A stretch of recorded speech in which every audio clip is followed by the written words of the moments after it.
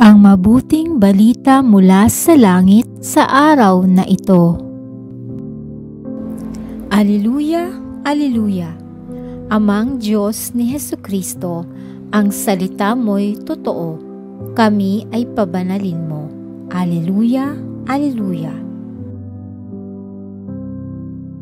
Ang mabuting balita ng Panginoon ayon kay San Marcos. Pinupuri ka namin, Panginoong Hesukristo. Noong panahong iyon, si Jesus ay nagtungo sa lupain ng Judea at nagtuloy sa ibayo ng ilog Jordan. Muli siyang pinagkalimpunpunan ng mga tao at tulad ng dati, nagturo sa kanila. May mga Pariseyong lumapit kay Jesus. Ibig nilang masilo siya, kaya't kanilang tinanong, "Naaayon ba sa kautusan na hiwalayan ng lalaki ang kanyang asawa?" Tugon niya, "Ano ang utos sa inyo ni Moises?" Sumagot naman sila, "Ipinahintulot ni Moises na hiwalayan ng lalaki ang kanyang asawa matapos bigyan ng kasulatan sa paghihiwalay." Ngunit sinabi ni Jesus, "Dahil sa katigasan ng inyong ulo, kaya niya inilagda ang utos na ito. Subalit, sa pasimula pa ng likhain ng Diyos ang sanlibutan, nilalang niya silang lalaki at babae.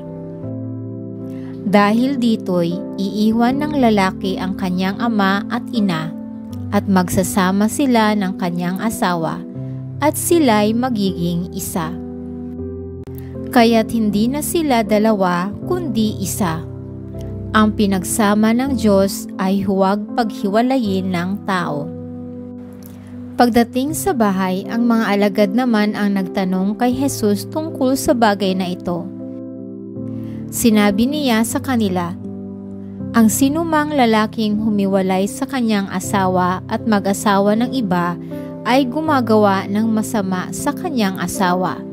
Siya'y nangangalunya. At ang babaeng humiwalay sa kanyang asawa at mag-asawa sa iba ay nangangalunya rin." Ito ang mabuting balita ng ating kaligtasan. Papuri sa Diyos.